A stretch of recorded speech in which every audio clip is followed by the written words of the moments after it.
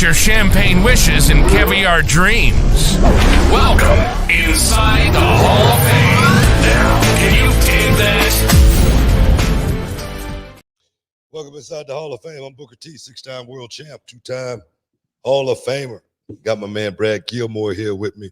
And we ready to do this thing, guys. Coming to you from ESPN 95925. And I got the voice back. But yeah, we get ready to do this thing, talk about a little something, everything pro wrestling and everything in between. I want to thank all the people hanging out with us in the comment section, all the super chatters. We appreciate you guys as always. But Bradley, how you feel, man? How you feel? I'm feeling good, Book. You know, we're on the precipice of another reality wrestling show that I'm excited about, going down there, 9300 Emmett F. Lowry Expressway, the second show, the christening of the second show, the main event, Rudy Garza versus Axiom from NXT.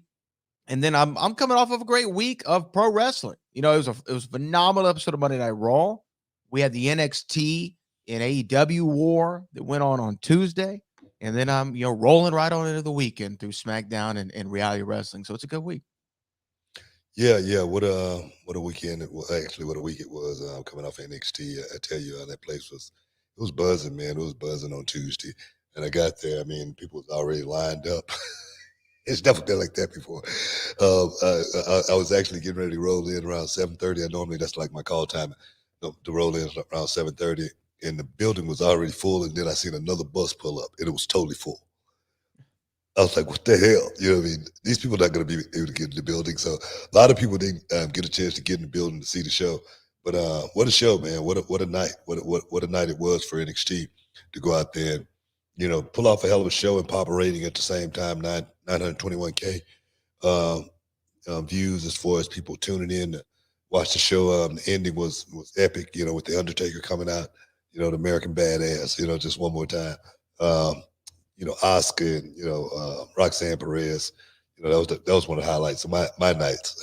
Even though Roxanne came out on the losing end of that, but it's levels to this game. You got to work your way up to that top spot. Asuka is definitely the empress of tomorrow. She proved why she carries that moniker. So awesome night, man. Awesome night.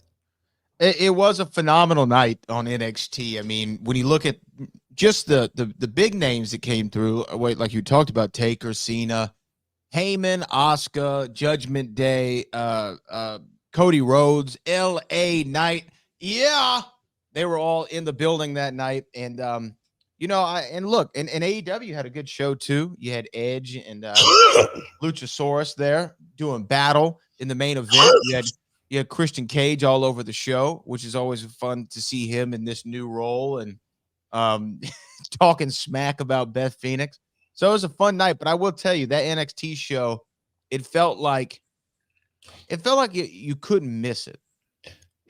And I think that's the reason more than anything that NXT won in the war of Tuesday night was because it felt like a can't miss. It actually gave me the feels of an old, 90s era Monday Night Raw of I had to tune in and I had to see it live because I don't know what exactly is going to happen.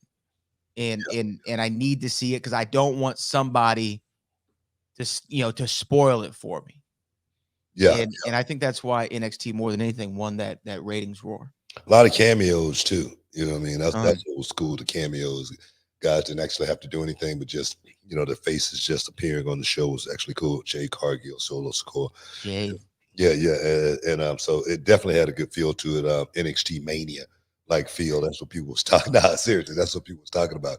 NXT Mania with all the players showing up, which was really, really cool. I like the LA Knight playing the referee role. He went out there.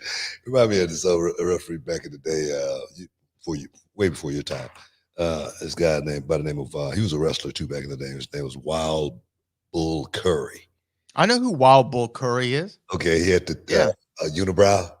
I remember Wild Bull Curry from the old videos. Way back in the day, man. And I swear, man, he turned into a referee later on in his career. and he used to go out there and kick those guys' asses. And he was like the baddest referee you ever wanted to see. You know, if you wanted an enforcer for a referee, you get Bull Curry in there. So that's what that kind of reminded me of LA Knight, going out there playing that ultimate enforcer role. When I was all over him. I'm like, come on, this guy's not a real referee. You know what I mean? That's why he's not catching catching everything. He's missing spots and whatnot. And then he turned around and just, blow the roof off the place. So it was actually a really, really cool spot and a really, really cool moment for LA Knight.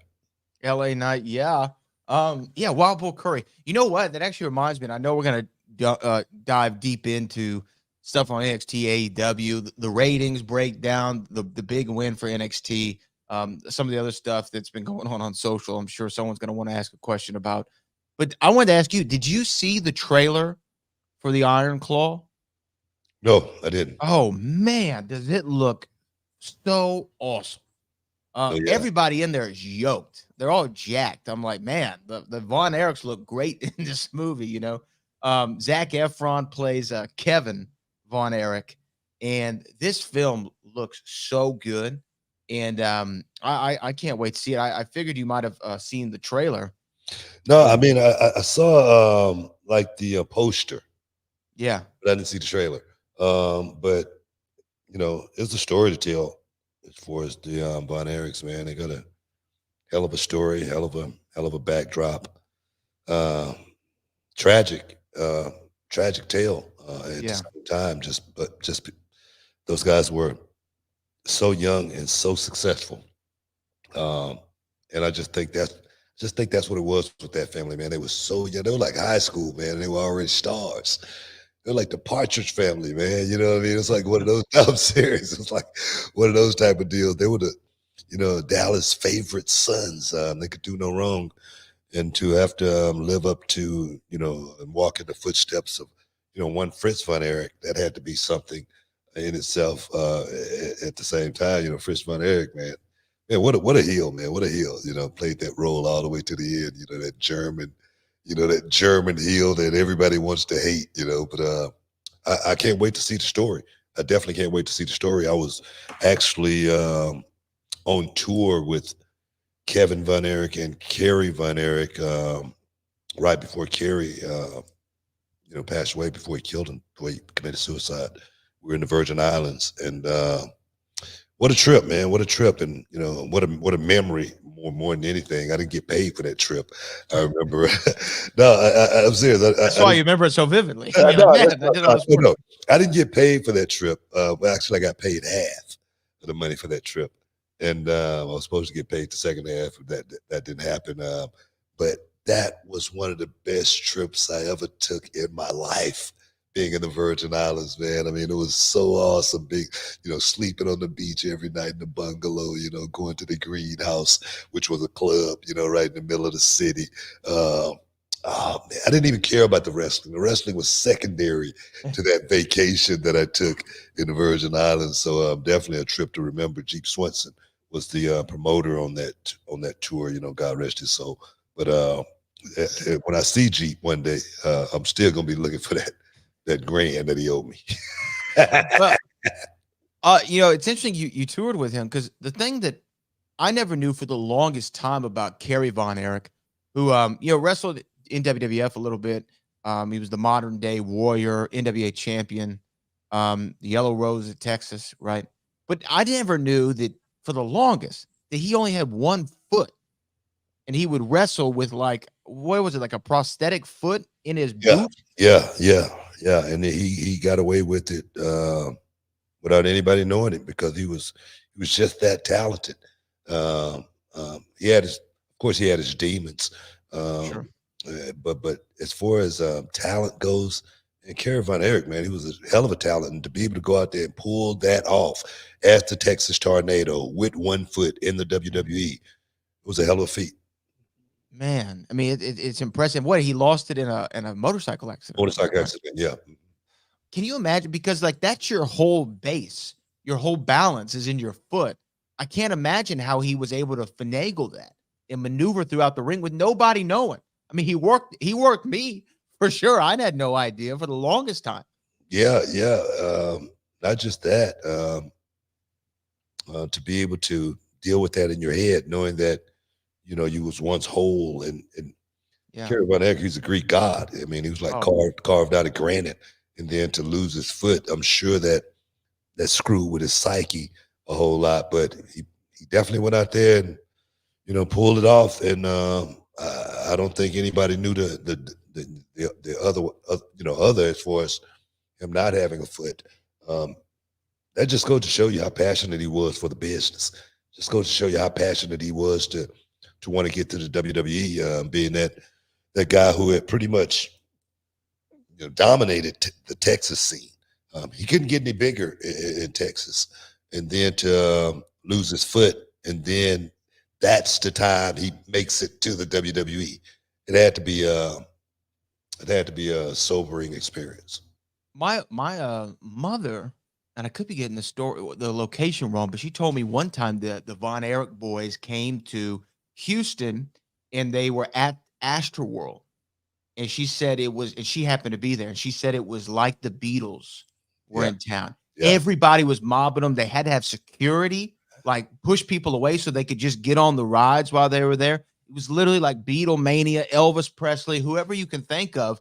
And I know for people that probably sounds strange, but that's just how huge they were of stars. And every girl, loved at least one of the Von Erichs, if not all of them.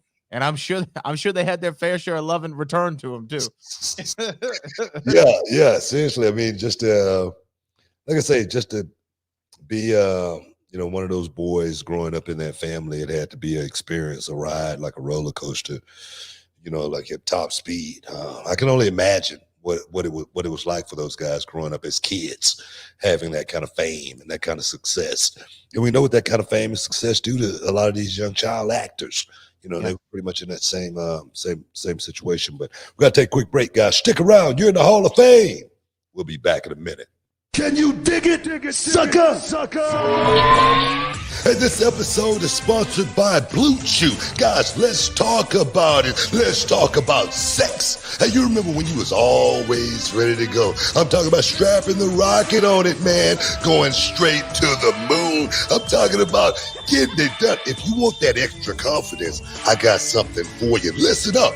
BlueChew.com. Blue Chew is a unique online service that delivers the same active ingredients as Viagra, Cialis, Levitra, but in a chewable tablet at the fraction of the cost. But the great thing, Book, is you can take it any time, day or night, so you can plan ahead or be ready whenever an opportunity arises. The process is simple. You sign up at BlueChew.com, consult with one of their licensed medical providers, and once you're approved, you'll receive your prescription within days. The best part, guys, it's all done online on the internet. So there's no doctor's visit, no awkward conversations, no waiting in line at a pharmacy or any of that. And the thing is, Book, Blue Chew's tablets, they're made right here in the USA and prepared and shipped direct to your door in a discreet package, so no one is the wiser. Let's just get it out there, guys. Blue Chew wants to help you have better sex. Discover your options at BlueChew.com. It's like this. Chew it and do it. And we've got a special deal for our listeners. Try Blue Chew absolutely free when you use promo code Booker at your checkout. Just pay $5 for shipping, man. That's BlueChew.com. Use promo code Booker to receive your first month absolutely free. Visit BlueChew.com for more details and important safety information. And, we want to thank Blue Chew for sponsoring the Hall of Fame podcast. Chew it and do it. Welcome back inside the Hall of Fame, guys. Yeah, man. Yeah, it went down this weekend. Actually, just a couple of days ago. I'm tripping. I'm thinking about the weekend. NXT versus AEW. And I must say, NXT went out there and did the damn thing, man. They went out there and did the damn thing. 921K views. NXT, actually, AEW did 609K. And that's a vast difference, man. That's a huge difference. 300,000 people. And people can say what they want to say. The one person I've always tried to stay off of, is I try not to dig at Tony Khan or anything like that, just because he's a guy trying to run a business.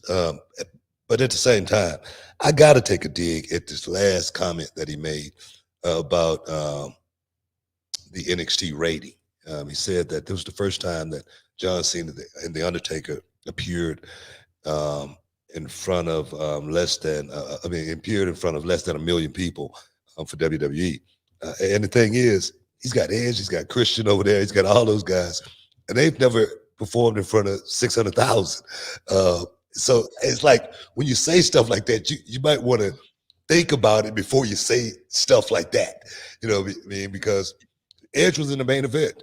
Edge was in the main event of that show, and they pulled 609. And the thing is, I'm sure Tony Khan thought that there was going to be a bigger number. I'm sure. I can't be positive on this, but I would imagine that Tony Khan would have imagined that AEW Dynamite probably would have got a bigger number. And the thing is, I'm sure Tony Khan would have been gloating, basking in it, as far as, you know, if they would have actually, if the numbers would have been flipped. Just say, for instance. Yeah.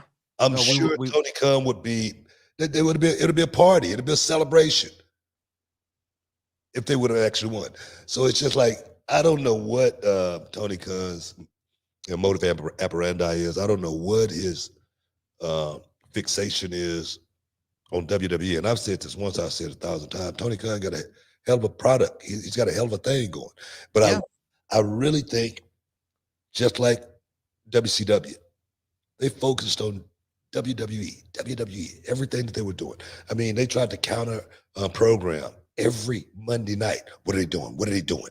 And I really think WCW thought themselves right out of the war, because they were thinking about winning and beating WWE when they had a hell of a product already. WCW had a hell of a product. They had a hell of a blueprint. Yep. But when Eric Bischoff went out and, you know, started signing every guy that was out there, I thought that was a bad blueprint. Guys were on the roster, just like in AEW, that we didn't even know was on the roster. I just saw a couple of guys just got let go from AEW. I didn't even know who they were. Oh, I didn't see that. Yeah. It just let a couple of guys go. Maybe the contracts ran out or something, and they went on and let them go. But I didn't even know those guys, and it's a lot of guys on the roster that's just on the roster. I remember this one kid left NXT, Hathaway. Remember him? He was a manager. Yeah, Stokely Hathaway. Stokely Hathaway. Mm-hmm. He's still in AEW. When the last time you seen Stokely Hathaway? I can't tell you when the last time was. I mean, I don't know how long ago. No, that's my point. That's my point. Sure. That's my point. I really think if that dude focused on what he got, he would be in his own mind space. I think he would be in such a better place than to be thinking about WWE and waking up in the morning and sending out a tweet or thinking about the show and sending that right there has to be nerve-wracking. I'm just saying. Yeah, look, and I agree with pretty much everything you said, but I will say, when it comes to Tony, like some of the stuff he does on Twitter, it doesn't bother me, right? Okay, before NXT the other night, he had the tweet that said "bald a-holes," right, or whatever, and that's meant to be directed toward certain people's way, right? Yeah. Sean I'm sure they knew it. Yeah, and I'm sure they knew it. Now, look, when I see that, hey, that doesn't really bother me. I think that's, you know, hey, we're playing a game here. I'm trash talking a little bit. It's before the game, right? I don't have a problem with it before the game, right? Or even during the game. I don't mind it. The tweet that he did about Taker and Cena, it's not a good look, Tony. That is just not a good look, man. It's not a good look at all. It doesn't look good. I don't mind the other ones. I really don't. But this one, and this is what the tweet said for anybody who wants to know. He tweeted out Thursday morning, this week, 2 active, decades-long rating streaks from 2 great legends were ended. With all due respect, until this week's head-to-head AEW on TBS versus WWE on USA. Neither John Cena nor Undertaker had ever been on a WWE show with under 1 million total viewers, plus 400,000, under 400,000 in the demo. You go look, man. They always got to work for the demo. But here's my thing with that. Okay, I don't understand what the point of this is. Oh my God! Here's the thing: if AEW outdrew them, right? Outdrew NXT, outdrew you guys with Cena and Taker on there, I'd be like, okay, I see why he wants to talk. Like, hey, man, y'all had Cena, y'all had Undertaker, and y'all still lost. Okay, I can see why you'd puff your chest about that. This is just a shot to throw a shot, and it doesn't. And the thing is, well, your show didn't outdraw it either. Like, your show was well under a million. It was closer to 500,000. Well, and Edge was the main event. Yeah, and look, and it's not even Edge hadn't, wrestled under in front of a million. Less than a million easy, right? Right. I agree 100%. So it's just kind of one of those tone deaf. Well, let's just say this. He definitely haven't wrestled in front of 600,000 in WWE. Right. Ever. He definitely have never done that. That's a record. That's a record. That's a decades-long record too. That's more than a decades-long record. And it's not anything to do with Adam Copeland. It has nothing to do with Edge. It has nothing to do with him or Christian or Jericho. It's the comment. That's all. That's the comment. That's the only thing it has to do with it. And when I read it, what you're saying was one of the first things that came to my mind. I was like, Tony, here, you're being a little tone deaf, my guy. Like, and again, and I know he put all due respect, two great legends, so on and so forth, but the tweet was so unnecessary. It was so unnecessary. And all that makes people do is go, oh man, this Tony Khan guy, man. What is Mark? That's what they say. Right. And that's not you saying that, it's not me saying that, but that's what people are going to read into that. This is supposed to be the boss, but he's acting this way. Yes. And we've mentioned this before. The only criticism I can really have of Tony Khan is sometimes the way he conducts himself on social. Again, I don't mind the trash talk before. I kind of like it, to be honest with you. Especially if you're really believing in your product, right? And you want to trash talk a little bit. I don't mind that as much. Man, you know what? I just don't see the big picture. I don't mind trash talk. Right, I don't either. I don't mind the boys trash talking. Mm-hmm. When the boss is doing it, so don't you think don't that feel a little childish to you? I mean, you can see it as childish. I mean, can you imagine if Dana White was going back and forth with Scott Coker? Well, yeah, that wouldn't happen because it's the other way around, right? Like typically the number one dog doesn't do it the other way. You know, like you remember, like when WCW was on top, Bischoff would take shots at Vince all the time. When WCW was on top, Vince would take shots at WCW. Well, Vince didn't actually ever do anything. People on the show may have done it, but I don't remember Vince McMahon ever really actually being in a skit about WCW. Maybe not a skit. I know he said something about WCW on TV. Maybe in an interview, but not on television. Never. I don't remember. I feel like he has. I just don't. I could be wrong. I mean, I could be wrong. I just don't remember that happening. I just remember Vince McMahon being above that and letting people do that for him. I remember, the skits done about, your man. Exactly. I remember all of that stuff. You know what I mean? The Hogan stuff. I remember Billionaire that. Ted. Yeah, I remember all that stuff. But I feel like Vince may have said Vince something. McMahon was not in any of those skits. And the thing is, me personally, there again, I don't mind when the boys are doing it. Let me say this. It's not that I don't mind. I just don't see a place for it, really. I just don't see a place for giving the other company free advertisement on a regular basis, especially a company that's beating you on a regular basis, and then just beat you with the C show, just beat your A show. Mm-hmm. That right there seemed like, for me is I'm gonna concentrate on what I got, just like me having an independent wrestling company. You're not gonna hear me talk about any of the other independent wrestling companies out there, just because I'm not gonna give them any free press. If I could steal some of their guys that's good enough to work on my show, I'll do that. But I'm not gonna, advertise, hey, I want to get this guy, get that guy. I'm not gonna do that, just because it's a business, and it seemed like the boss would be above the fray of going down in the gutter and doing that kind of like this internet stuff. It just doesn't seem like a boss to me. And I've said this before about Tony Khan, as far as him being a boss, him being a leader. That's what that company I think needs more than anything. And I've said that before, leadership. And Tony Khan going on social media tweeting, this is not leadership. Yeah, It's yeah. just And, not. and the other thing I thought about is like in talent, has to do interviews and do local interviews or national interviews to promote stuff or whatever. You know, when the boss does this, like it opens his talent up to being asked about it. It does. It does. You know, It does, and then they have to come up with an answer, and the answer may not be politically correct. Maybe something that pisses them off. That interview can go totally, the wrong way. If it's the wrong, just say for instance, if it was a David Schultz and you're asking him a question about the boss, and you feel me, you feel where I'm going. So that's what I'm talking about, guys. Stick around. You're in the Hall of Fame. We'll be back in a minute. Can you dig it, sucker? Hey, Book, our next sponsor of the Hall of Fame podcast is AG1, the daily foundational nutritional supplement that supports whole body health. I drink it literally every day, and I know you're drinking it too. Yeah, man. I received the box in the mail, and I said, what is this? And it said AG1.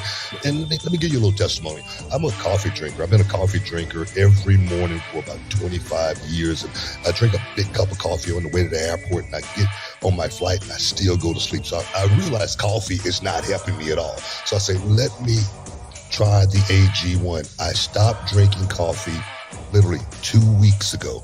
And I drink the AG1 in the morning, first thing. And the first thing I want to do is get in the gym and train. The body transformation has been unbelievable. The energy I have going into my daily routine has been off the chain. So I'm a believer. I'm a believer in AG1. And Book, for me, I was sick of taking multivitamins every day, and I wanted something that was an all-in-one. And with AG1, it's just a scoop in my water every morning. I mix it up, and it's a foundational nutritional supplement that delivers comprehensive nutrients to the whole body. And for me, the benefits of AG1, I can tell you I have more energy, I have better digestion, better gut health, I have more support for mental clarity and focus. I'm locked in for the whole day since I've been drinking AG1. And they say LeBron James spent $1.5 million a year on his body. You don't have to do that, guys. If a comprehensive solution is what you need from your supplement routine, then try AG1 and get a free 1-year supply of vitamin D and 5 AG1 travel packs with your first purchase. Guys, go to drinkag1.com/Booker. That's drinkag1.com/Booker. Check it out. Boom! Welcome back inside the Hall of Fame, guys. Just talking a little AEW, WWE. The war is on, y'all. I told you. Look at, I said it was a war quite some time ago. My friend and colleague Mark Henry said we wasn't in a war, and you know what? We're gonna have Mark Henry here inside the Hall of Fame for you guys, so we can talk about that war and what's going down. Oh, yes. Can't wait, man. But that's the deal, man. That's the deal. Tony Khan need to pretty much stay in his lane, man. I think if Tony Khan run that company like a boss, I really think that company had been a great place over these next 5-10 years. But just talking a good game ain't going to get you to the number one spot. It's not going to happen. You're going to have to work your way to that spot. And the thing is, you're going to have to work your way to that spot with some talent, some storylines, and then creating a fan base that's going to be a part of that thing at the same time. So that's just my opinion on that. Yeah, man. I agree. I think, less talk, more action is always a great thing. Again, I don't mind some of the trash talk, but you gotta temper it to a certain extent. Here's the thing. Let me ask you this about the NXT AEW thing from Tuesday night. Was there any doubt? Because you were there, right? You were there, sitting ringside, best seat of the house. Was there any doubt amongst yourself, Vic, the producers, Sean, everybody, the talent, the locker room vibe? Was there any doubt that y'all were, not going to win that? I'm gonna tell you right now, bro. Honestly, that's the last thing I was thinking about. Oh, really? I wasn't thinking about AEW at all. I was thinking about WWE. I was thinking about NXT. I was thinking about NXT getting 1 million in ratings. I've been saying, man, we got to get this thing up to 1 million since I walked in the door down there. I've been talking about that, and to see, the show get put together to the point to where we might actually make that million. That's the only thing I was thinking about. I had AEW amnesia. I'm serious. I Wasn't was even on your mind. I'm serious. That show was not even on my mind. It wasn't. Mhm. What put it on my mind more than anything was the comments from Tony Khan. Of course, when the ratings came out, that's something that you're going to be looking for. You're going to be looking to see, because we're on the same night, you're going to see who actually came out ahead. That's something you're going to be looking for. But it's not. I don't think it's something to be looking for to gloat about it. I think it was something to celebrate for NXT. Nothing more, nothing less. Right. Because I mean, I guess if you remember back when it was, I don't know, maybe a little over a year ago, before you had started, because when you started, it was on Tuesdays. When they had the Wednesday night war, right, with NXT and WWE, NXT was, or excuse me, AEW. AEW was winning that. And weekly, there was maybe a week here, a week there. Now, if you look at the week to week ratings of NXT and Dynamite now being on different days, it's very close most weeks. Like week prior, the NXT number was higher than the AEW number. Yeah. Last week. Yeah. And this week, carrying into this week. So in my head, there was no doubt that WWE was going to win. Now, the only thing I'll be honest about, I am a little surprised that it didn't get over 1 million. I'm surprised as well. I'm very surprised by that. I'm surprised as well, but 921 is close enough to 1 million where if it was a lottery ticket, I'd be happy. Right. I don't care about that extra 60 or whatever it was, Right. I would be like, man, give me that 921. You know what I mean? That extra 80 or whatever it was. Yeah. I ain't gonna be worried about that. I'm gonna be worried about that 921. Give me that check. And I'm happy with it. So that's the way I look at that. But I was anticipating a much higher rating. I thought it was good. I think I said 1.3. You said 1.3. I said 1.1. Yeah. So I don't know. Anything close to 1 million is great, but I'm still looking and hoping for NXT to be able to consistently, be around 1 million mark on a weekly basis, and that's just creating really, really great shows. I think more than anything. I think you know what? I think I know Tony Khan was talking about Shawn Michaels not winning the Booker of the Year award. And me personally, I'm hoping and praying that that's the last thing that Shawn Michaels will be thinking about was the Booker of the Year award. But on the other hand, I think Shawn Michaels is doing a hell of a job with the NXT brand, creating moments as well as magic at the same time, and getting these young guys to the point to where they need to be more than anything, because NXT is still a developmental group, and the object of that game down there is to get those guys promoted to the next level, and hopefully get somebody else to take their spot, promote them to it's about creating talent, I think, in WWE, and I think that's what that brand's all about. Yeah, I doubt that Shawn Michaels is thinking about, what Meltzer's going to give him in the Booker of the Year category. That's just an asinine statement. It's a little silly. For someone to really praise the Booker of the Year award, that right there, that tells me a whole lot that I don't even really need to know about Tony Khan. Really, I swear to God, it tells me a whole lot, because that's the last thing one in this business should be thinking about is the Booker of the Year award, because I don't remember the Booker of the Year award putting any money in anybody's pocket, or anyone ever praising the Booker of the Year in a fashion to where it was notable, to where we talked about it. This might be the first time I ever heard, other than these last couple of years. You know what? I never heard of a Booker of the Year award before AEW came along. Well, I will say it's been around for a long time, but they've always gotten it wrong. since 1990, since 1990 they've gotten it wrong, because in my mind, the Booker of the Year every year, well, there's only one Booker in wrestling. It's Booker T. He's got to be the Booker of the Year every year. How is this? How are you not the Booker of the Year? I mean, come on. Booker of the Year award. I mean, come on. What does that really mean? What does that really mean? Yeah, come on. Doesn't mean anything to me. I mean, I booked some great shows down in reality wrestling. That's true. I've never once been up for Booker of the Year. What did ain't no brothers in the academy or what? I'm trying to figure this out, because if anybody looked at my work, has anybody talked to me about? We did get looked at this year for Small Business of the Year award. Yeah, we are up for Small Business in Houston, Small Business of the Year award. Oh, well, look at that! Look at that! And hopefully we'll win that, because we have been putting in a hell of a lot of work. We are, a ministry. We're a university. We're a mentorship, and we have produced a lot of young people at reality wrestling quietly. I'm not talking about it, not patting ourselves on the back or anything like that, other than the Row Awards, something that we do ourselves. But it is pretty awesome to be nominated as, Small Business of the Year.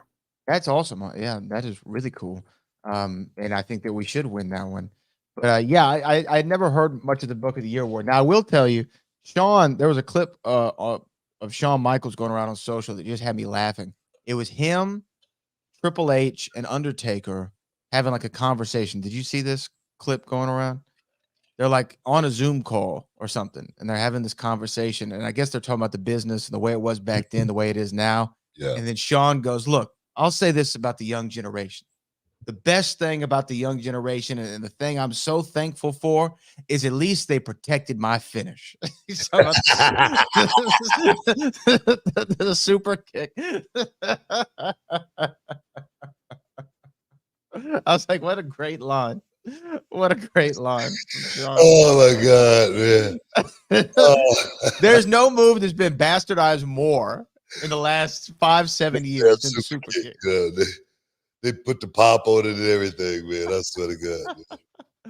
Oh man. But you know what? Congrats. Look, here's the other thing. Silver lining, right? 921,000, 609,000, whatever it was. Let's just round them down to even numbers. 900 and 600. That's a 1.5 million people who watch wrestling on Tuesday night, right? That's a lot of people. That's more than on a normal Tuesday night. And at the end of the day, that's good for the industry that the eyes are getting on it. And again, when The Undertaker came out, man, such a huge pop for me. It was so cool. Come on, man. It was such a fan moment. The ending was perfect. It was awesome, man. It was epic. It was a moment for Carmelo Hayes too. Oh my gosh! I mean, that what right a rub. Something that's going to be indelibly stuck in his brain forever, man. It's going to be seared in his brain, that moment with The Undertaker, because he's a kid. He's a kid having that moment with The Undertaker. I was a grown-ass man having that moment with The Undertaker when he's walking down the aisle and, the music's playing and the lights in the audience, and I'm having this, peach myself and tap myself and go, wake up, you in this match here. You can't be a fan for more.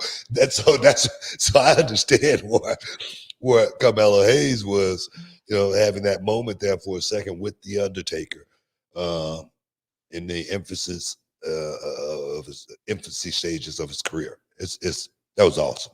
Awesome. By the way, after working a main event of one of the most important NXT shows ever. Oh, and by the way, John Cena was already in your corner. You know what I mean? Like, yeah. He got the rub. I was talking about Carmelo Hayes. He name dropping. You know what I mean? You don't want to do that in this business. You don't want to name drop too much in this business. But he definitely got the rub, and deserving of it. That kid is he's an extraordinary talent. And he's going to definitely do big things in this business. His future is very, very bright. So get your sunglasses, guys. Stick around. You're in the Hall of Fame. We'll be back in a minute. Can you dig it, sucker? All right, everyone, it's Booker T and Brad Gilmore here, and we've got something exciting for all you sports, comedy, music, and theater fans out there. We're talking about Game Time, the fastest, easiest way to get your hands on tickets to your favorite events. That's right, Book. We love all those spontaneous, unforgettable moments, and Game Time is here to make them happen. Whether it's a last-minute decision to see a game or a sudden urge to catch a live show, Game Time has got you covered, giving fans access to tickets even at the last minute in over 60 cities across the United States and Canada. And guys, this ain't about getting in. This is about getting the best seats in the house. With Game Time, you can see images of your seat before you buy it. So no surprises there, guys. You can score tickets swiftly. Skip the line, guys. Just dive straight into the moment. Absolutely. And listen to this. Game Time guarantees the best prices. Find tickets in the same section in row for less elsewhere. Game Time will give you a credit of 110% of the difference. So there's no reason to wait, bro. So whether it's the thrill of the game, the laughter of the comedy, the rhythm of the music, or the drama of the theater, guys, don't let the opportunity skip by. Choose Game Time. Grab your tickets and just enjoy the moment. Live should be spontaneous, Book. So guys, don't miss out. Check out Game Time now on their app or at gametime.co. That's gametime.co. Take the guesswork out of buying tickets with Game Time. Just download the Game Time app, create an account, and use the code BOOKER for $20 off your first purchase. Terms apply. Lowest price. Guaranteed. Oh, yes. Welcome back inside the Hall of Fame. Just talking a little wrestling, sports, and entertainment. Let's move on, man. Let's move on and talk about a little something that we was just talking about just a few days ago, and that was CM Punk. I was looking in the, I was reading the internet, and seemed like after we talked about CM Punk last time, boom, everything, the levees broke. The levees broke. Like down there in New Orleans, everything just got flooded with the news of CM Punk and WWE deciding against signing CM Punk. That wasn't just one site. That was several sites, man. It was like 5 different sites at one time. CM Punk not going to be at Survivor Series. The deal, is not done. Whatnot. Which the rumor I felt like was a rumor from the beginning. I felt like it was something that you should take with a grain of salt just because of the past. And I know people can, think, I'm a CM Punk hater, but I'm far from a CM Punk hater. I'm not a hater of anyone. I'm just talking about the news that's in the news more than anything. And I'm giving my opinion on certain things just because I give my opinion because I've been there. I've been in the room. I've seen just about all of these situations unfold right before my very eyes. CM Punk was a story that I watched unfold right before my very eyes as well. I was there when CM Punk first arrived in the WWE. All right. I was there when the push, first started. I was there when John Cena, first started his rise as well. I've been around a lot of these guys when they, start making their come up. So that's the only thing I'm talking about as far as the reason why I felt like this experiment that a lot of people wished could happen, which was CM Punk making his return to WWE. Now, I'm going to sit here and say this right now. I don't know if CM Punk's going to show up or not. I don't know if they put that out to quieten the rumors, to actually, just so if CM Punk actually does show up, it will be a surprise. I don't know. I'm just giving you guys my opinion on my thoughts on whether I think CM Punk would be a good fit, not in the WWE, in the WWE locker room. That's where all the magic happens. Once that locker room get upside down, man, it's topsy-turvy. It could be real crazy. So that's what I was talking about as far as CM Punk. Are those guys in the locker room going to be willing to accept CM Punk back just because of the baggage and the way everything broke down the first time. That's all. That's all. And right now, it seemed like I was right. We'll find out, in the future whether he does make a comeback. But right now, it seems like I was right again. Well, I will say this. I think you're definitely right. I don't see CM Punk coming back, and I think that's the report is that this is the report that he wanted to come back and was told your services aren't needed at the moment, to put it kindly. Well, they're not going to be needed when he's 50 or 55. They're not needed. The services aren't needed now, which, might be the writing on the wall. Say, hey, but the service is not needed. You know what I mean? Yeah. Period. Yeah, I don't see him joining. And like you, I'm no hater of CM Punk, but it's just not gonna happen. I'm gonna go out on a limb right now, and look, I could be wrong. It's fine, but I'm gonna say CM Punk never is gonna be in a WWE ring wrestling again. The Royal Rumble 2014 is the last time you're gonna see that happen. And the only reason I say this is because they've had multiple opportunities to bring him back. They could have brought him back for 7 years at any moment. That never happened. Could have brought him back during backstage. That didn't happen. Well, let's say they could have brought him back backstage. I don't know about the 7 years, the 6 years. Okay, that's fine.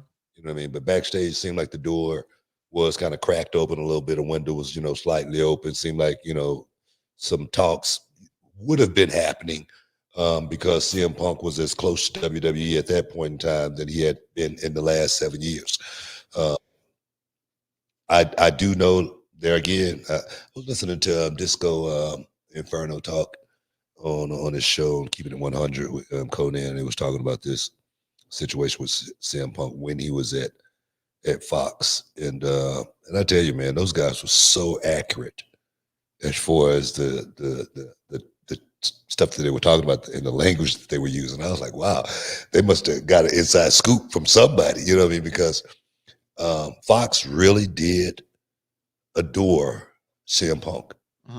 Really, some of the people there, I wouldn't say Fox, in general, but certain people at Fox over that show at backstage, they really adored CM Punk and they really wanted him to be a part of that company. They was really willing to go out on a limb, to do their part to make sure CM Punk was, in that company. And there again, it didn't happen. It didn't happen for a reason. Was it the right reason or the wrong reason? I don't know, but it didn't happen. But everything Disco and Conan was talking about on their show about that situation, it was spot on, 100%. And here's even the better question. And I know we have super chats to get to, and we have a shorter show today.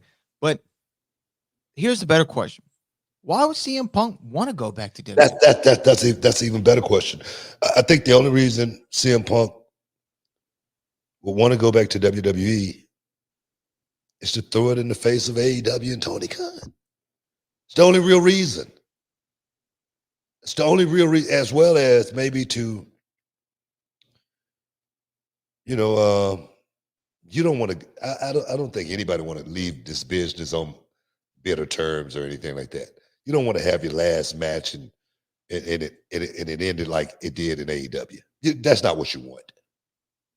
So him wanting to come back over here to, what word should I use, to redefine his career. That's a good word, right? It's a good word. It works. It's a good word. Yeah. If he wanted to redefine, that might be a reason why, to come and say, man, maybe I did need to look in the mirror. Maybe it was me. Maybe I want to change it. That could be a reason. Then again, that I don't see that personality. I don't see that personality as far as saying, well, I was wrong. Let me go fix this. I just don't see that. Just because of the way things went in AEW. That's one of the reasons why I say that, because there was a perfect opportunity to be humble coming into AEW. Slightly. But it seemed like it was like, I'm the star. Everybody needs to, let's have a meeting and let me let everybody know who the big star is right here. And this is the way it is. And I'm going to be going over and I'm going to be winning the title. That's not a good look. When you're just coming into a brand new company with a bunch of young guys, young to the point that he considered them kids. Yes. And what I've always said about kids, I got 2 of them, okay? You got to sometimes go down to their level in order to bring them up to your level, okay? You just can't expect for the kids to be on your level. It's impossible. So with kids, you got to know how to go down and, okay, let me calm down. Let me talk to them a certain way. You don't want to just start yelling at the kids. Right. That might not be a great approach. Probably You know not. what I mean? But and I said that, and this is something I said from the beginning as well. I said this from the beginning as far as CM Punk had a chance to be a leader in that company when he first came in. And I say that because when I first went to TNA, I made sure I sat down and I had a meeting with those guys. And I let those guys know that I was there to help them. I wasn't there to take anything away from them. I was there to elevate everyone in their game, hopefully to the next level. And I'm gonna tell you right now, at the end of the day, and you can talk. This is a true story. I don't even like talking about certain things that I've talked about, but this is a true story. Before I left TNA, I told Bobby Roode, Samoa Joe, and AJ Styles they need to pack their stuff up and hurry up and get the hell out of TNA as soon as they possibly can if they want to have a career in this business and a legacy in this business. I told all 3 of them. I told Bobby Roode, cut that damn mullet and get the hell up. I swear to God. I said, and get up out of here, bro. I said, because this is not the place where you're going to make your legacy. All right. And the reason I told them that is because I wanted more for them. I could see the talent. I didn't want to hold them back. That's why I did what I did. And I felt like CM Punk was in a great position to be that same kind of guy, that same ambassador. And the reason why CM Punk, I felt like could have did it a whole lot better than I could have is because he was getting paid a whole lot more money. And that right there for me, if I'm getting paid, man, I'm gonna come over here and try to help this thing last as long as I can because I want to get this check for the next 10 years. Yeah. That's what I'm thinking about. That's what I'm thinking about. I hear you, Book. Say what? I say I hear you. I hear you. You're preaching to the choir on this one. So I'm just letting all the guys know out there. I'm not a hater. I'm not a hater or anything like that. I just felt like that thing was done just for lack of a better word, improperly. All right. It could have been a whole lot better. We're gonna get super chatters here in a minute, guys. Stick around. You're in the Hall of Fame, man. We'll be back in a minute.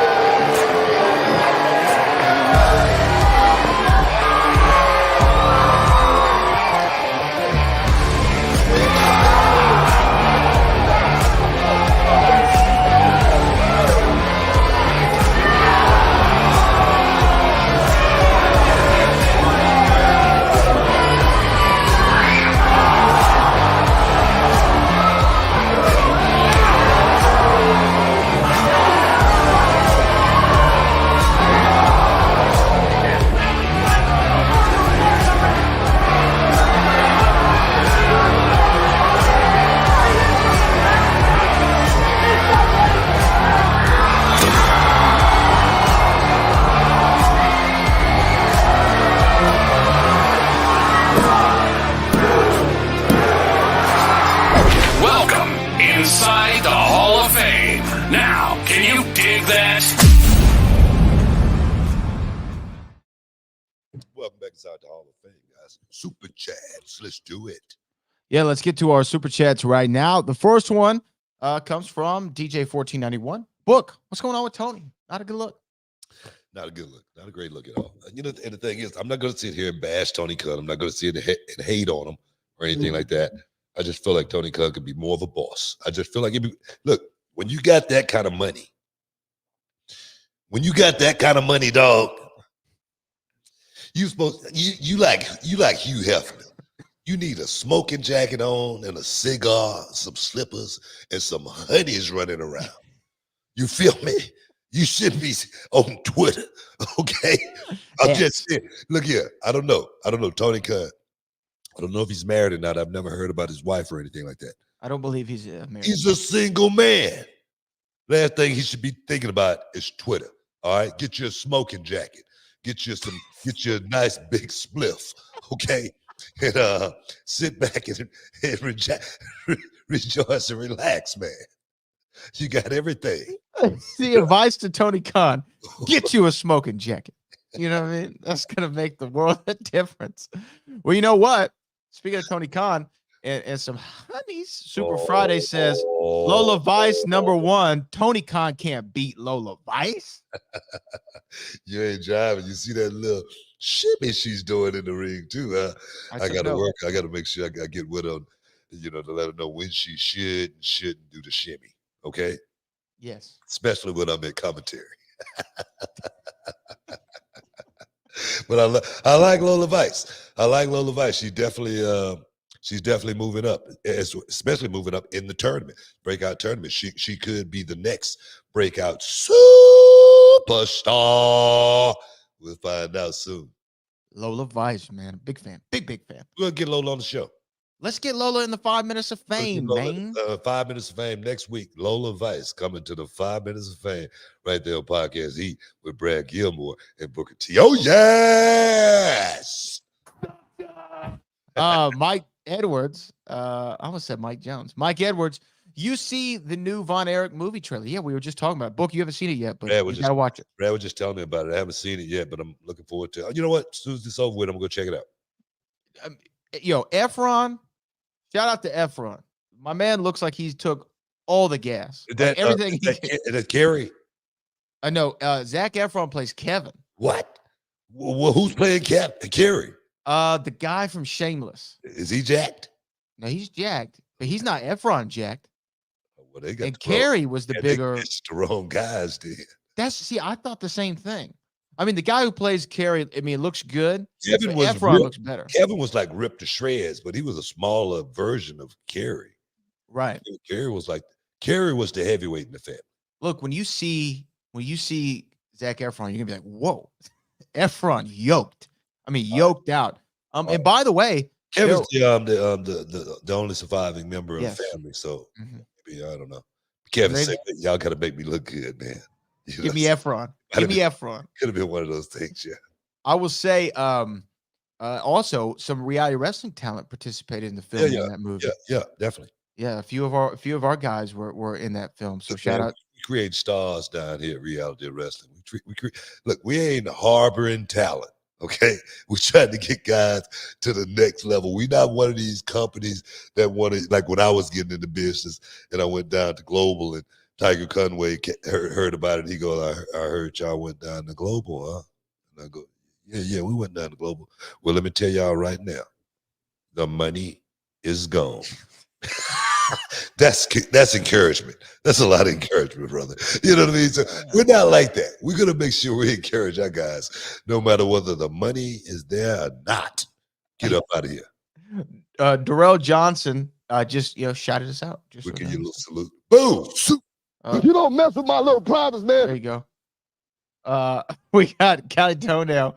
BT, you look like you turned 5 years old when Taker pulled up on you, ear to ear grin, just like you just got your first front row tickets to Mania for Christmas. That's my big homie, man. That's my dog, man. He came over and gave me some love, you know what I mean, which was real cool. But nah, man, we boys. We was in the trenches together for many years, and got a lot of respect for that dude. He is the godfather of my kids. Yeah, I think a lot of people don't know that. A lot of people don't know that. Yeah, he's the godfather of the twins. Jamal Sotomayor says, Book, when it comes to a ring entrance, how do they determine who gets pyro and who doesn't?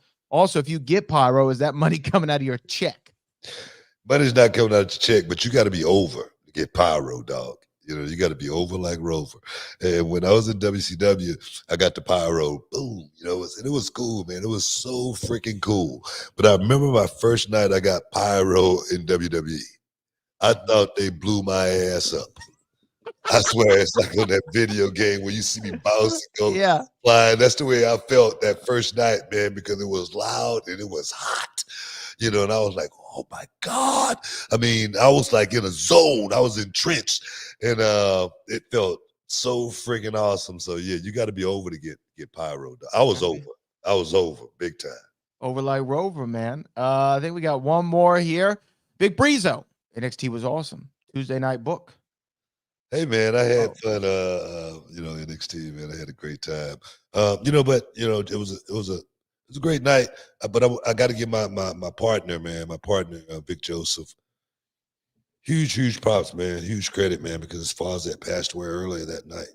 Yeah, and he powered through the show just because he knew his dad would, you know, wanted him to get out there and get the work done. That's what he watched his dad do his whole life. You know what I mean?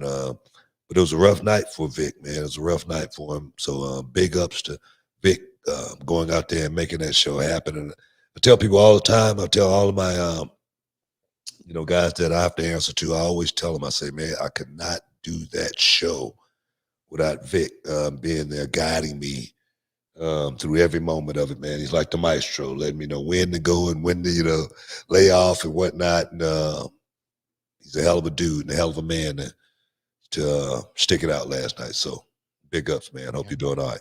Much respect. You know, condolences to Vic and your whole family, man. I know that was probably really difficult, and it shows a whole lot of heart to go out there and do that. Super Friday. This is our last one of the day. When is the last time you had chicken parmesan? The question that we were all wondering for the entirety of the podcast. When's the last time you had chicken parmesan? I had chicken parm last week. I'm serious. Chicken parm is one of my favorite. And I always go to Fridays and you know, get me a little something after the show. We know you normally order it during the show. Well, I just did that once. All right, I just did that once. I learned my lesson. Let's just say that. I learned my lesson. But I always go to Fridays and pick up me a little something. I had chicken parm last week with a little at Frank's. If they put that stuff on everything.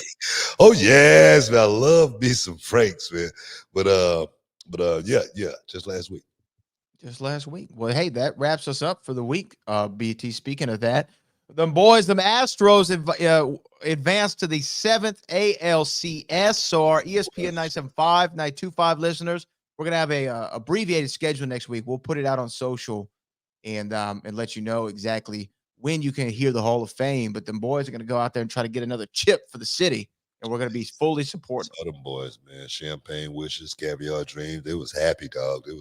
They was celebrating big time. Seemed like they was celebrating like they had just won the championship. I'm serious, man. I'm like, bro, hold on for a minute, man. Did you see Verlander dropping the F-bomb like on live on TV like 7 times? I'm like, are they not going to censor this guy? Man, like I say, man, they were those guys are excited, and hopefully we can go back and you know, get one more, bro. You know, the Astros been representing for this city, you know, in a major way. You know, the Rockets, they bailed on us over these last few years. You know, Texans, you know, they seem to have a little bit of momentum now, you know, but they haven't done anything in quite some time. But the Astros, man, those Astros, they have definitely been keeping us. Dynamo, they ain't been doing nothing.